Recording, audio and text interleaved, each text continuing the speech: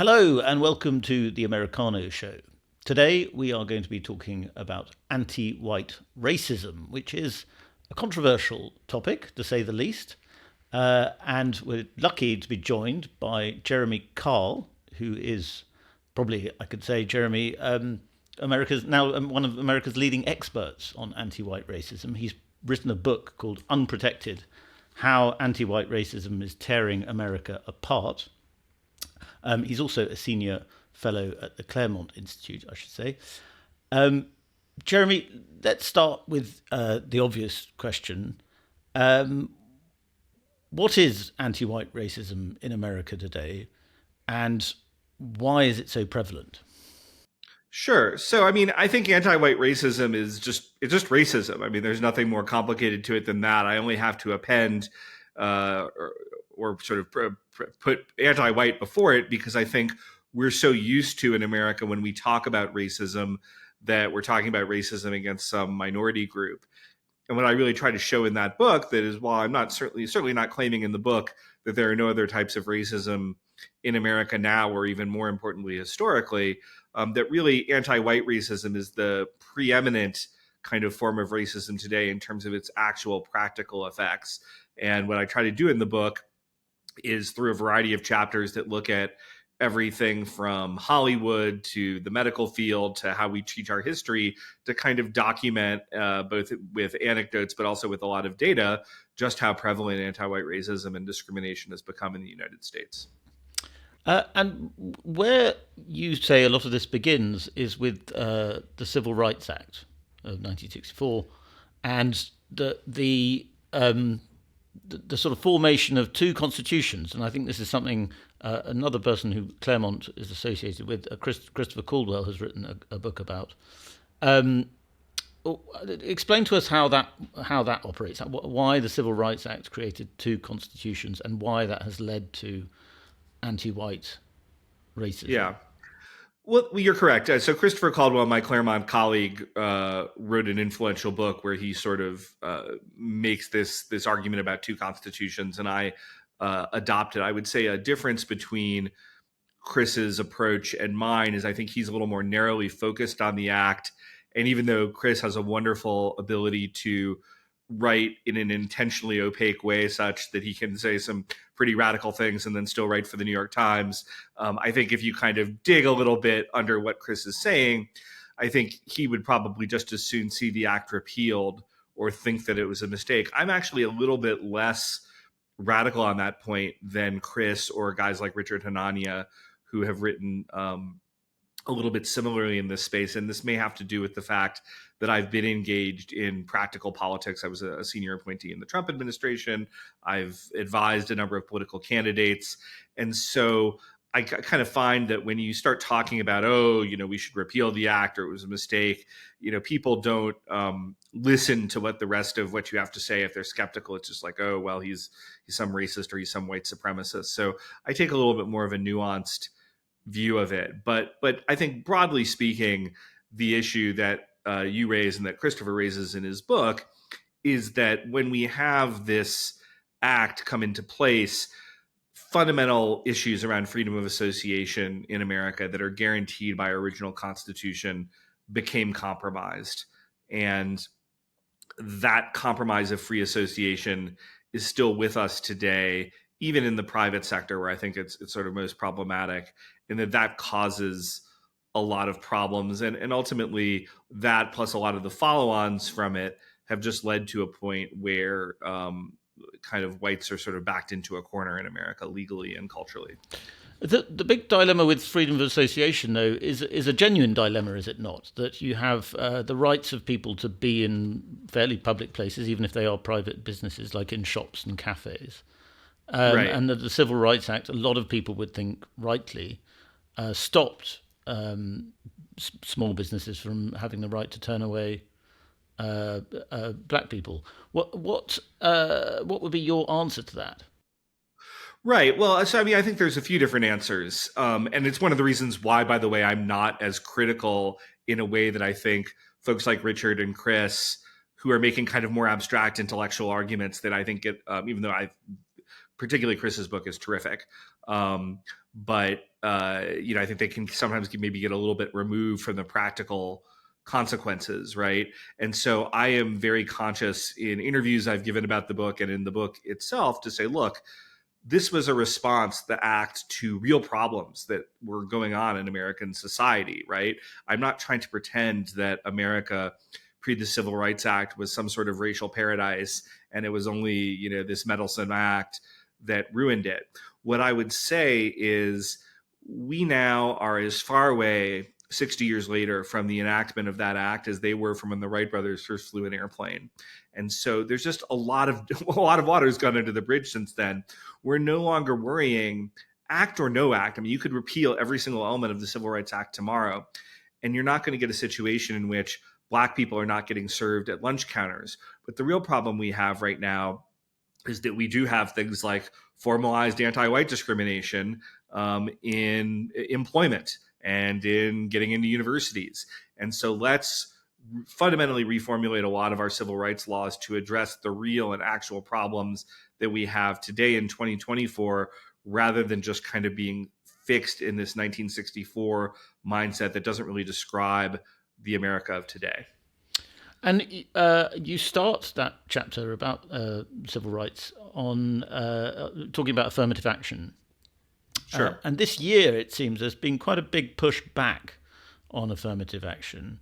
And a lot of people who have been annoyed by affirmative action and the sort of the effect it has on whites are feeling a little bit confident now that we might finally be at a moment where we can talk about rights being even again in employment and not have kind of anti-white quotas and so on. Yeah, I think absolutely. And I believe you call this positive discrimination in the UK, but it's the same type of phenomenon. So we did have a Supreme Court ruling this year from the majority that 6-3 came down and basically ended affirmative action in college admissions. And while I think that is wonderful on paper, I have a number of notes of caution. I hate to kind of be the skunk at the garden party, as we would say, but I think that it's actually warranted if you look at the history. So California, a very liberal state, has twice in the last 25 years reaffirmed that they don't want affirmative action in their universities. And yet, if you actually look at admission statistics for California universities over the last 25 years, if you squint really, really hard, you might be able to see some effect of that law. But the reality is they have continued to discriminate by race, and nobody has really done anything about it. They've found proxies. They've done all sorts of little clever things. And the bottom line is the powers that be want to continue discriminating, at least in California. And nobody has been able to, at least to this point, hold them to account. So that's kind of my first practical caution. My second practical caution is it's unclear how far the court is willing to go with this. So does this also apply to employment? How far are we going to kind of have this reach? And so we'll have to see. So I think it's really encouraging that we've gotten this ruling. But I think, to quote Churchill, it's not the end. It's not even the beginning of the end, but it may be the end of the beginning of this kind of fight that we're having here on these issues.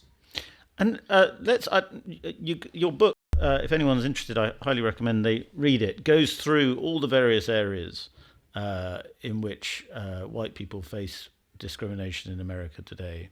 I mean, there's crime, there's housing, there's medicine, there's the military, there's religion. I'm missing out a few, I'm sure. Can you give me what you regard as slightly facile to do this possibly, but give me sort of three of the top most egregious examples of anti-white discrimination you can think of?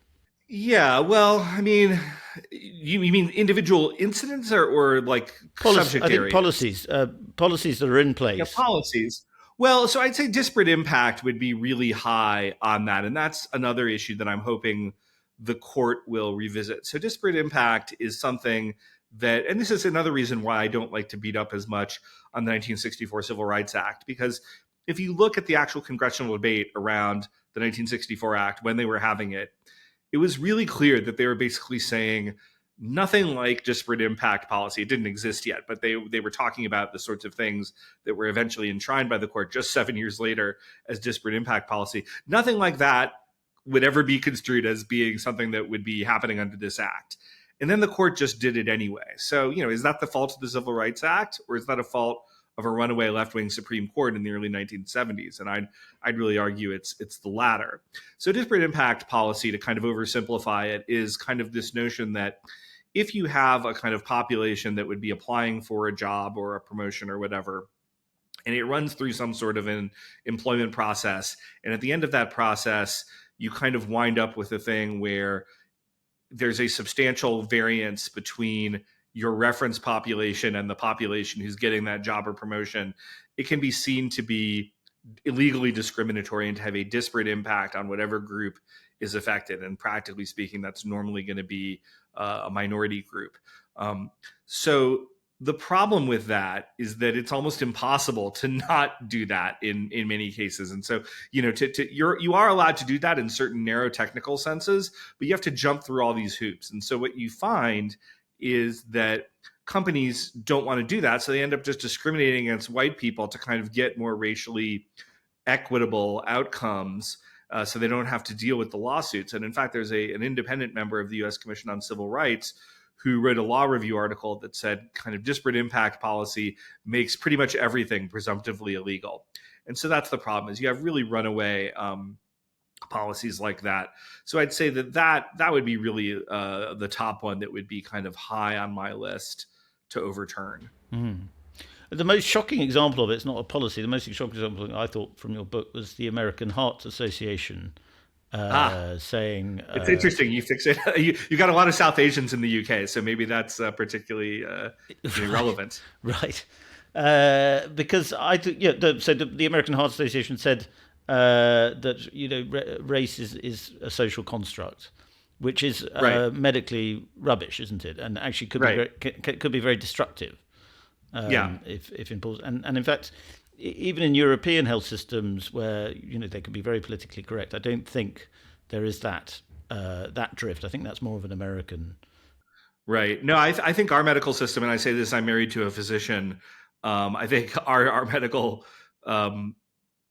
approach is kind of nuttier along all realms than you saw this in COVID too, where Europe kind of returned to its senses a little quicker than I think we did here in the U.S., where it still became a partisan football. But yes, I mean, this was a case in which for a long time, the American Heart Association, until very, very recently, where they basically did it at a bludgeon point, was ignoring the fact that South Asians of equal waist size to non-South Asians had a much greater risk of heart disease. And this is because they were very wedded to this notion that race was just a social construct. And if we kind of gave these advice for South Asians, then we would have to acknowledge that there was something biological about race. Now, obviously, there are elements of race that are socially constructed. I say that in my book. Again, I've said it in interviews. It's not that race is some pure biological matter, but there's also a biological basis for it. People are just not making it up out of whole cloth. And so you need to recognize that when it's relevant. And good physicians, of course, do that. And of course, obviously, if you have a full genetic sequence of the person you're looking at, then you don't need to kind of focus on race. You can just focus on genetic risk factors for that individual person. But as a shorthand, when somebody comes into, say, an emergency room, sometimes you may make a risk assessment that will be partially based on whether there's a disparate racial kind of risk for somebody in a particular group. For example, sickle cell anemia for African Americans, which is pretty much exclusively seen in that group. But again, the left wants us to ignore that, just as the left put in priorities by race in some states in the United States for who could get a COVID vaccine. So if you were not the right race, you were in the back of the line, even if you were higher risk. Yeah. Well, some people might say that was actually discrimination. Right. No. And I say that I'm not adjudicating whether a COVID vaccine was a thing that people should want, but it is simply to say that the medical establishment at least thought it was a good thing. And they thought that for this thing that they thought was good, that white people in some cases should have to go to the back of the line. I mean, it's hard to interview about this because the book is so broad-ranging. But another chapter that I found very interesting was that, obviously you have it at the governmental level, you have policies, you have the law, You have all sorts of areas, businesses, corporations that have embraced DEI, and so on. But it was one of the chapters that interested me most was the cultural one about the entertainment industry. Yes. Because it's quite easy to sort of lose sight of that, I think, that the way in which anti-white messages are often sort of pumped out of Hollywood. And you mentioned three examples, Get Out, Black Panther, and I wrote it down. What was your third one? Hamilton, which is a more controversial one, I think. Because I think most people see Hamilton as sort of harmless fun. Right. Well, and it's interesting. So, I'm really glad you brought this up, because I think one of the important things I try to do in my book is to say, look, this is not just about formal policies. There's a zeitgeist, overall that's happening here that's very anti-white. And in the entertainment chapter, even though there are in some cases some important formal racial quotas going on, it's much more, that's a chapter about the zeitgeist, right? And Hamilton is actually a very interesting example. And I try to have a nuanced take on that. And that I say it is in a little bit different category. It's not just kind of pure anti-whiteness. I actually think artistically Hamilton is really great. I mean, it's very well done musical. And again, I also say that in the book, but there is this anti-white undercurrent as part of it that's very interesting, that has to do with the casting. And again, as a Brit, you'll appreciate like the one bad guy. I mean, maybe Aaron Burr is the other kind of bad guy or antagonist. So you could count him, and he's played by an African-American. But the one guy who's clearly the bad guy is King George III. And he's the only guy who's played by a white actor. And that's not an accident, right? And then just, I think more broadly, there's a sense, and this is not just theoretical, but you've talked to young people, and I kind of document this, of white erasure, in that we've kind of transposed the founders, who were all white, to this kind of multicultural thing. And there's an element of this that's very positive. And I write this because I'm not just trying to write some polemic, that we're sort of saying, hey, the American Revolution is something that we're all the inheritors of, and that's a good thing. But there's also an element in which we're kind of erasing who actually participated in that. And it's really clear that there are actually young people who have been confused on that point after having watched Hamilton. So it's kind of one of these fascinating things. I think it's kind of double-edged, but it's a prominent cultural product, and I wanted to mention that. And that erasure ties into another part of the book, which is about the erasure of history, which is a kind of goal of the Black Lives Matter movement. It's a goal of a lot of black activism now, is to rewrite history with the total disregard to the truth. Right. No, that's right. And that's why the statues need to come down. And originally, this started out with Confederate statues, because the Confederates were seen as a particularly unsympathetic group in the broader American consciousness, at least outside of the South. But people like me warned, look, they're going to start with Confederate statues, but they won't stop there. And of course, the great and the good shooed us away and said, no, you're just being silly, you're being paranoid. And meanwhile, here we are a few years later, and they're taking down statues of Thomas Jefferson and Theodore Roosevelt and even Abraham Lincoln.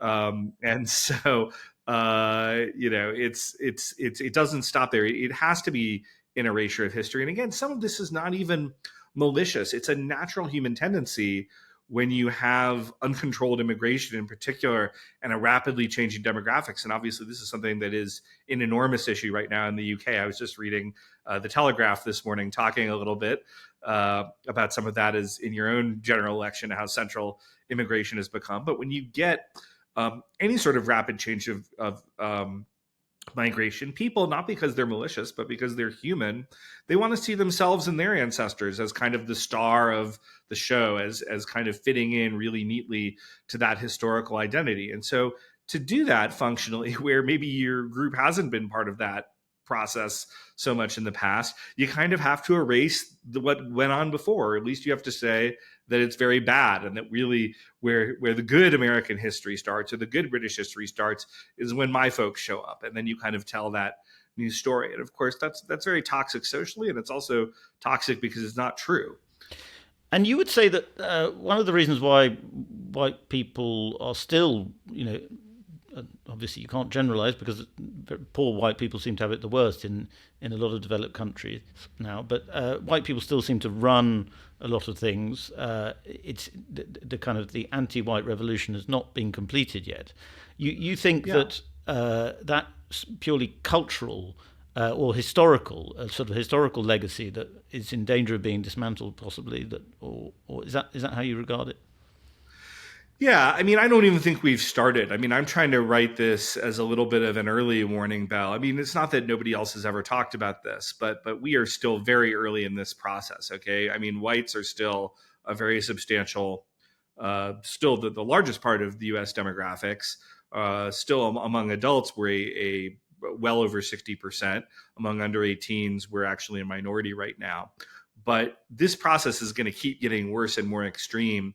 And there's a few people, even on my side of the fence, who've gotten a little bit complacent because they sort of look at the local maximum of absurdity that we had around the George Floyd verdict and everything that came after and said, well, we've kind of retrenched back from that. So we can kind of go back to ignoring this. Sanity is returning to some degree. And I strongly dissent from that. That is not what the history shows. This is a ratchet.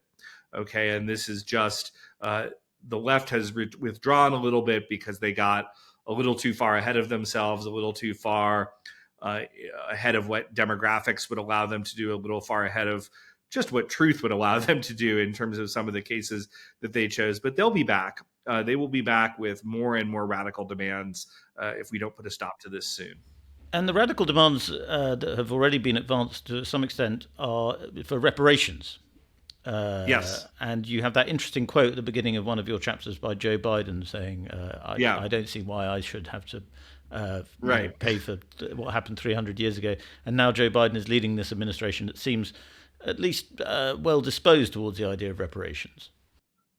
Yeah, correct. And of course, the quote I have from Joe Biden is from 1975, so very early in his political career, significantly. But it's a question. I mean, it just shows how radical the transformation of the Democratic Party has been. I mean, political scientists call this asymmetric polarization. And if you really look, I mean, conservatives, particularly in the last 20 years on issues like race, I mean, we've largely stayed in the same place, but the left has just moved dramatically further to the left. So Joe Biden thought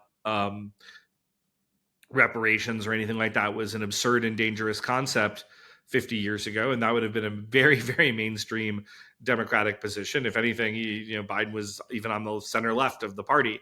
But now that would be seen as kind of dangerously right wing or reactionary.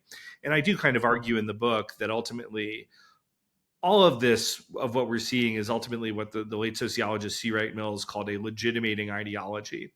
So people want resources. In 2024, you don't just go up to somebody and say, hey, I want your stuff. You have to have this legitimating ideology that says, well, there's white supremacy, there's white privilege, you have white fragility. That's why you owe us these things. And so reparations is just the tip of the iceberg, because I talk about the land back movement and other things that are sort of further out on the cultural frontier, even from reparations. But they're going to be coming. They're going to be coming unless we put a stop to it, because that's how it will work. So I think the putting a stop to it part of your book is probably what's going to be the most controversial part of it, because the liberal response to this, the sort of fair-minded liberal response to this, is to say, yes, there does seem to be problems with racial equity as a concept, diversity has gone too far, etc., etc. And I'd like to go back to a time where skin color was having different skin colors the same as having different color hair is the line that people use a lot. But what you're pushing for is a sort of sense of white identity, that you think white people will have to form a sense of identity. And that is a controversial notion, to put it mildly. Yeah. Well, I want to put this very carefully, because there have been a couple people who have, I did put it very carefully in the book. And there's some people who perhaps willfully have misread it. But I do argue that, yes, like white people certainly need to acknowledge that they are white people and they are being discriminated against white people. But I'm not arguing that we organize in the sense of trying to have a white identity politics. In fact, I'm quite explicit early on in the book that I think that both practically and morally, that is an inferior strategy to organizing for our inalienable rights that are being violated and that we have as much right to as anybody else in the group. And the comparison that I'd like to make, and the one I make in the book, is sort of Martin Luther King Jr. When he organized politically, he wasn't like, oh, they're just these random people being discriminated against, and I'm going to organize a random group of people to kind of put a stop to it. He said, look, African Americans are being discriminated against. I'm going to organize African Americans along with allied whites, and we are going to acknowledge that this racial discrimination is happening and put a stop to it. That's what I'm arguing for in the book. So I'm arguing not for kind of some sort of exclusive white racialist organizing. I'm arguing for whites to acknowledge that they're being discriminated against as whites, to organize as a group without apology, and to work with people of any race. And I think there are. I mean, I have lots of allies for this, a whole multicultural group of allies. I mean, I have one of the endorsers of the book is the longest serving member of the U.S. Commission on Civil Rights as an African American, right? So there's that I'm saying essentially that we should all organize together to vindicate our inalienable rights under the Constitution that we should have. But I'm not saying that we should organize in some sort of special rights or special white identity politics. But this may be a cheap criticism, so forgive me. But I mean, when you cite Martin Luther King, a lot of people will think, well, hang on, whites today are not in the same position that blacks were in the time of Martin Luther King. I mean, that's a ridiculous idea. Yeah. Well, I'm not making the correct analog. And by the way, I'm not uncritical of some of the things that King did. I mean, that's a separate question. I'm just making an analog that in this particular narrow sense of what I'm calling for, like any group that is being discriminated against has a right to organize as a group to fight against that discrimination. And Martin Luther King is one example. And yes, I think it's totally fair to say, of course, the legal regime is not as severe as it was, at least in some parts of the country, as it was against African Americans in the 1960s. But I'm not trying to kind of play historical comparative victimology either. I'm not saying, well, our group thing deserves more weight. I'm just trying to say, hey, let's treat people equally, and I'm going to organize without apology until I am treated equally. And that's really my argument. I get that you don't want white people to play identity politics, but aren't we now all so conditioned to think along identity politics lines that will inevitably be how this plays out? And particularly, I was thinking in the bit where you say white people should sort of ally with Asian Americans who are also discriminated against. Well, I'm not gonna do any pearl clutching either, right? And say that, oh my gosh, it would be horrifying, perish the thought when anti-white identity politics has been played without shame against white Americans for half a century or more now.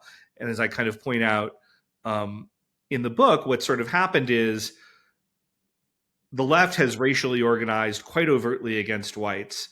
White conservatives, at best, if they even say anything at all, kind of make these gauzy appeals to inalienable rights and refuse to do any serious thinking about political coalitions and political organizing.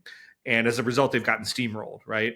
So what I'm saying is I do expect that you will have ethnic organizing, and there may be, again, an alliance, which is certainly not white nationalism, right, between whites and Asians, because in certain situations, whites and Asians are being discriminated against for the same reasons.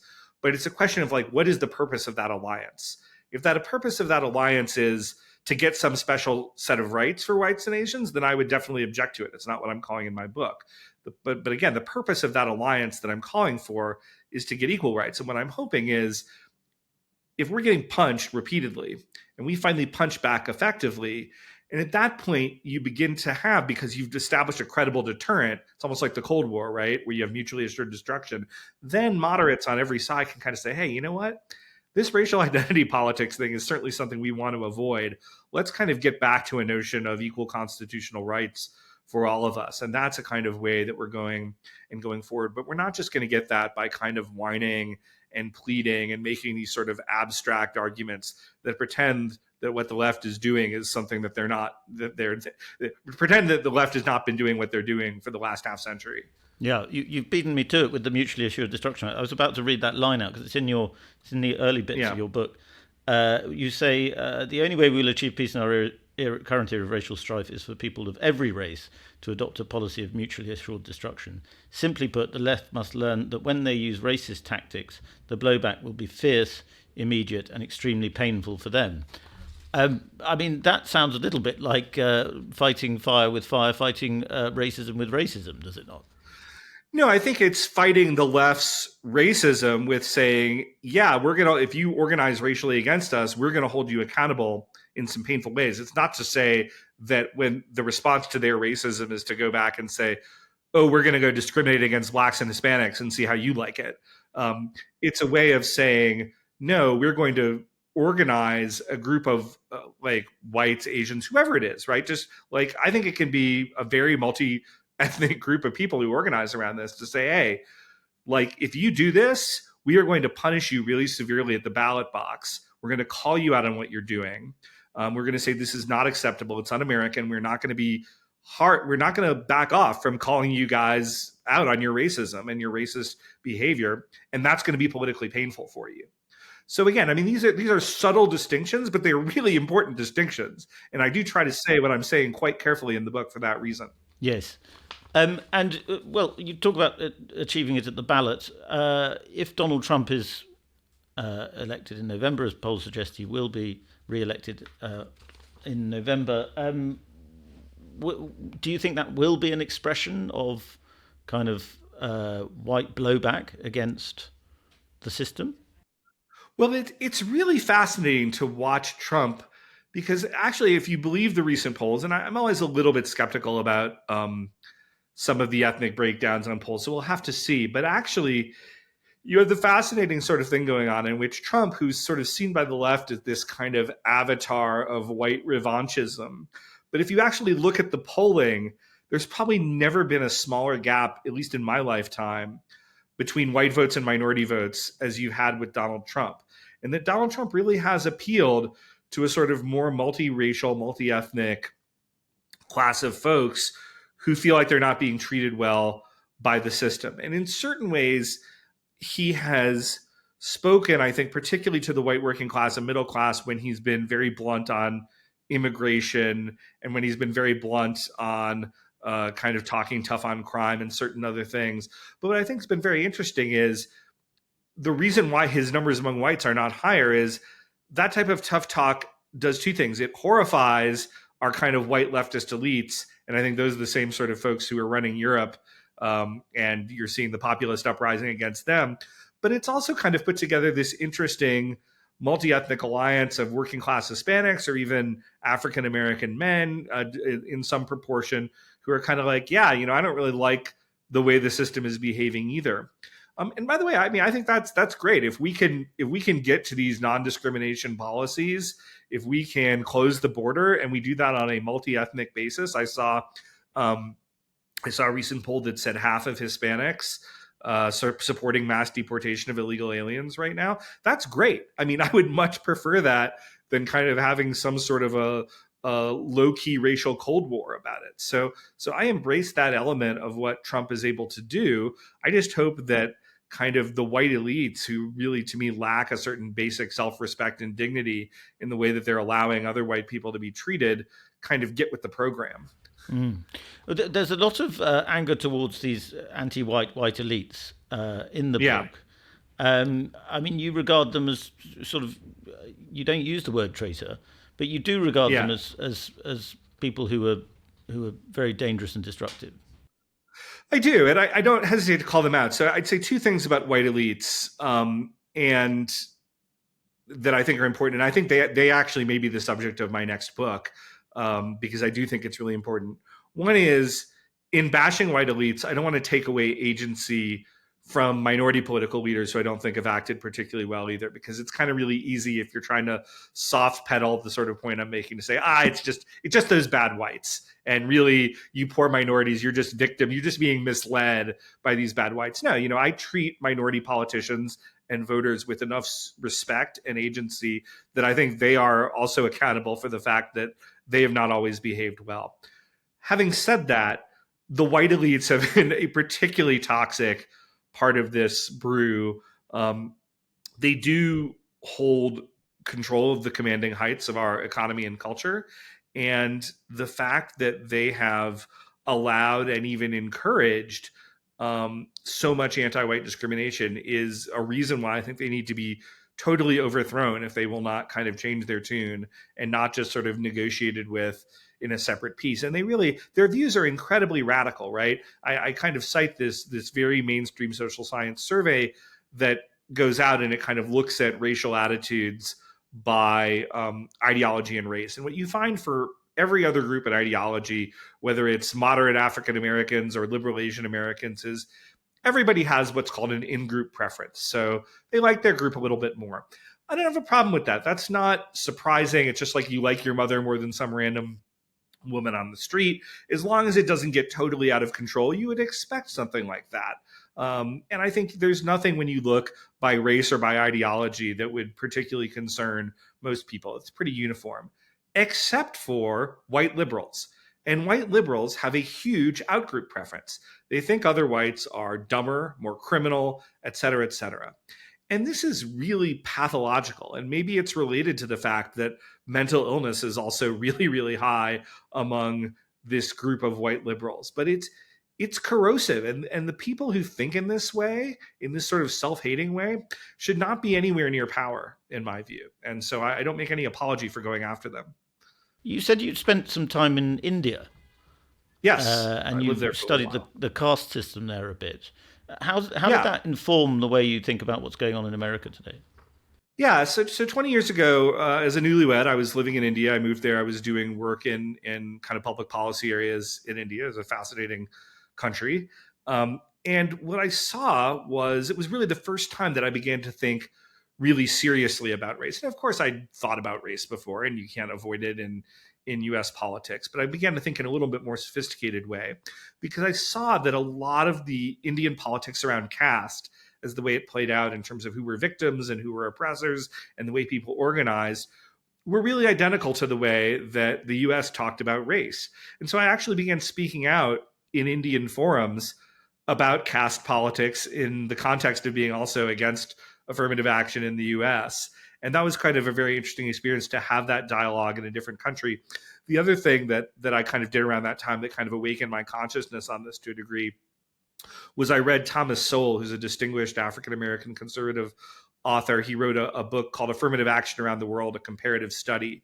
And it really, again, it more universalized some of the themes that I was seeing, and that you had the same things going on with the Chinese in Indonesia or other groups where the same sort of bogus justifications were used to justify racial discrimination of various types in other countries. And so that allowed me to think a little bit about what I was seeing in the US in a little bit of a more broader and global term. And then how did you, just to do a bit of biography of you for a bit, how did you end up in the Trump administration? Because there is this bit, you put it in your book, where Raul Grijalva... He's a congressman from Arizona, yes. Goes after me. He says, hiring Jeremy Kyle, an avowed white nationalist, to run major portions of the Interior Department is the culmination of a long and intentional process that started early in the Trump administration. Tell us about how you got involved in the Trump administration, and then say what happened after that. Yeah, well, let me just address that particular comment as well. And obviously, I'm not ashamed that he said that, or I wouldn't have put it in my book. But it is, it was such an outrageous comment. I'm obviously not anything even resembling an avowed right nationalist that I consulted with a couple of senior attorney friends of mine, one of whom ironically is now a Biden federal judge, and I won't name him because I don't want to embarrass him or put him in a difficult position. But I basically said, look, this is so outrageous. Can I basically sue him successfully for libel? And they said, look, the problem is when he's speaking as a congressman, kind of in an official platform, he basically has the right to say a number of things that are really outrageous if it were, and would be kind of libelous if they were said by a private citizen in a private context. And so you'd have a hard time winning that case. But I had a few cases like that with folks in Congress, and I had to reluctantly let them go. But basically how I went and did this is my quick biography is a lot of my work, and I was at the Hoover Institution at Stanford for a decade and had been in a doctoral program for 5 years before that at Stanford, is I was actually an environment and resource policy expert. That's kind of my actual kind of where my academic graduate training was. And so I was writing a lot about that. I was a pretty well-known expert in that field and didn't, I was particularly for a conservative, I kind of had fairly moderate views on that. And so I actually worked in a lot of bipartisan coalitions. And so the Trump administration was looking for senior people, and they eventually reached out to me in that context to do work. And I was the eventually hired to become the Deputy Assistant Secretary of the Interior.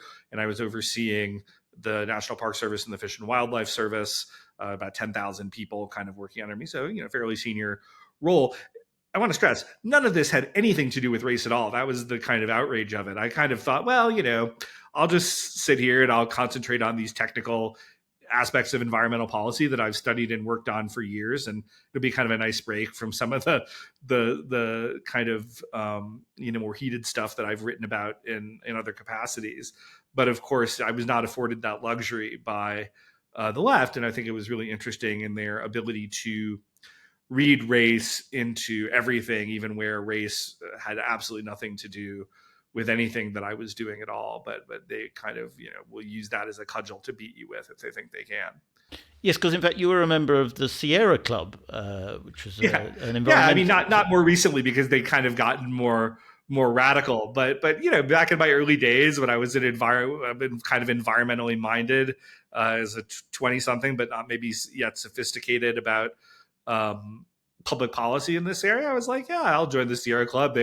They support taking care of wild spaces in America, which I support as well. And I kind of like that. And so I was a member of them, and they were one of the other groups that, kind of following from a couple of these congressmen, sort of ritually denounced me when I came in. And of course, the irony is, as I document in my chapter on the book, they have their own huge self-hating racial conflagration that happens shortly thereafter, to the point that they end up canceling John Muir, which is the equivalent of, it would be the I'm trying to think of a UK equivalent that would be roughly, similar, but it would be like the UK canceling St. George or something, right? I mean, it was you just couldn't do that. But that's how radical these groups have become in their fanatical need, just like the rest of the left, to make everything about race. And yes, as you put it at the end of that chapter, to have a green planet, they think you need to have a less white planet. That's right. No, that's definitely how they think. And at some level, as I point out in that chapter, it's compensation, because the green movement, both globally and particularly in the US, continues to be an overwhelmingly white movement in comparison to the demographics of the rest of the country. So to feel like they are members of the left coalition, good standing, the way they do that is to hysterically denounce themselves in a sort of Stalinist show trial type way. And it's kind of pathetic. And I just got caught up in that as a guy who is just trying to do my job. And of course, again, the great irony is I was one of the most moderate people in the Trump administration Interior Department, and I would have been probably most inclined to do something on a bipartisan basis with anybody sane on the left. But at that point, when that happened, I'm like, okay, well, fine. You want to have war? We'll have war. I guess we're not going to do any of that. So, but did it radicalize you then? Do you think you were kind of radicalized on this on the way racial politics is played in America? Did you become? Well, I think none of the things that the Sierra Club and everybody else was so angry about. I wrote them under I wasn't writing them under Groyper or whatever on the internet. I mean, these were things I'd written under my own name at Stanford University, and I certainly didn't apologize for them then, and I don't apologize for them now. So at one level, I kind of was a realist. I think maybe the thing that it did make me realize is the necessity of being very tough and hitting back on these issues, and that there is the left was just going to be outrageous. They were going to drag this up in the most irresponsible way and use these sorts of issues in the most irresponsible way. And the correct response to me was not to kind of rend my shirt and apologize for what I was doing, but to say, look, I don't apologize for this. This is, by the way, it's not relevant to anything I'm here to do, but you guys are the ones who should be apologizing. So I think it did reinforce for me the fact that I was not dealing with a reasonable interlocutor on the other side, and that the language that they were going to understand was one that their outrageous behavior had political pain attached to it. Yeah. And you, at the very end of your book, you have specific policy actions. And again, I think this is probably likely to be one of the more controversial parts of the book. You say implement net zero immigration, which is a phrase that we're Yeah. hearing quite a lot, net zero immigration at the moment. Embrace lawfare against the anti-white establishment. Eliminate affirmative action everywhere. Enact wholesale reform of civil rights laws. And 5, eliminate DEI bureaucracies. And is there another one? Yes, there is. Strengthen law enforcement. How realistic do you think those are? I mean, reforming the Civil Rights Act in the current political climate sounds very ambitious. Yeah, well, I mean, I think there's a different level of realism around each of the choices. Let me back off. Okay, they're all realistic. I didn't put anything in there that was just my wish list, but they are achievable to lesser or greater degrees in the short term. I think the lawfare stuff is already happening. The DEI stuff, and this is just even things that have happened since I started writing the book, and I think it's reflective of the fact that the zeitgeist on the right around these issues is changing. I think, unfortunately, it's changing because the situation has just gotten a lot worse. So the establishment is no longer kind of able to just kind of hide. They have to at least deal with it in some way. Other things like net zero immigration are more ambitious, but I do want to put a stake in the ground that I think that should be the going in position from which we might work to a compromise. But we should take a very hard line position on the migration question without apology.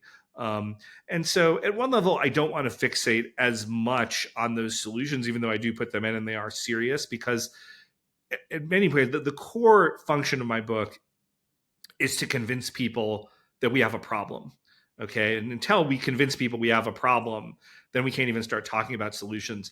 The late Henry Kissinger, who I know is a controversial figure, but a guy who I met on a number of occasions and was certainly a shrewd, kind of practitioner of realpolitik diplomacy. He talked about when he was asked to kind of intercede within a negotiation, before he'd go into the room, he would make sure that he had the various sides agree that the room was a room. And by what he meant was he wanted to make sure that he could get them to agree on something before he would even waste his time, kind of getting in the back and forth of the negotiation. I think my late boss, the late Secretary of State, George Shultz, under Ronald Reagan, who was a good friend of Kissinger's, would have probably felt quite similarly, knowing him. And I think that's my point in writing the book, is to say, hey, let's all agree that the room is a room. And then what we do on a policy end to address that, here are my suggestions. But if you'll agree with me that the room is a room, I'm happy to negotiate the specifics of kind of how we address that in good faith. Is there a problem with kind of putting net zero? I know, as you say, you don't want to make that the point of your book, but making immigration such a leading point in your argument, because to some extent you're not talking about immigration, you're talking about what's happening in America. I know there is a whole chapter on immigration, but they're different subjects, and you could get into trouble with mixing them up. Well, here's why I think it's really important, because I think, and arguably, if anything, I should have put immigration more front and center in this book. Although it's a long chapter and it's an important chapter, and it's a chapter. I mean, not every one of these chapters, because it is such a wide-ranging book, is a subject that I'm an expert on. But other than energy and the environment, the kind of subject that I'm most expert in as a person, just outside of these issues, is really immigration policy, and I've worked on it for a number of years. So I think the reason why it's important is I don't think any of these things that would have happened without the rapidly changing demographics in America. And again, I think in the UK, you're experiencing a lot of the same things going on. So in a world where we were in a pre-Hart-Celler world, Hart-Celler being the 1965 U.S. Immigration Act that radically changed our immigration policy, it was an 85% white non-Hispanic world. It was 11% African American, and a few percent of everything else. It's just none of this kind of outrageous anti-white stuff would have gotten the level of traction that it did without Hart-Celler dramatically changing who the American people are. So I don't think that you can have this discussion without addressing immigration. Now, there's all sorts of other reasons beyond that I think that we should address immigration. Even if you did not agree with any one of the aforementioned things I just said on immigration, there's other reasons that we should be taking a pause on immigration. But for me, that's why immigration really does need to be front and center as part of this discussion. And just to be clear, you wouldn't net zero immigration for you would be colorblind? Yeah, I'm fine. I mean, like, I think that there's an interesting discussion to be had in the long term about, okay, well, if you're going to restart immigration, I mean, I think it should be colorblind. Now, whether it's culture blind is a separate question. So to the extent that we have immigration, I'm not going to apologize for giving a preference for Europe or for Australia or other countries in the Anglosphere who are similarly, kind of come from a similar cultural background as America's traditions. I think that makes a lot of sense. Now, I don't think that means that we would need to prioritize a white Brit versus an Asian Brit. Say, okay, I think it's fine to be agnostic about, but I wouldn't be culture blind in terms of immigration. But to me, that's kind of all a secondary point at this point, because I just don't think we should be having right now any significant immigration from anywhere. So it's sort of like if we take the 40-year pause like we did between 1924 and 1965, at the end of that, if we want to reopen, who should be immigrating and how, I'm happy to have that kind of rational discussion with people. But that's, to me, a secondary point. Jeremy Cobb, we'll end it there, but thank you very much for coming on to Americano. It's been very interesting talking to you. Thanks so much. I really appreciate all the good questions.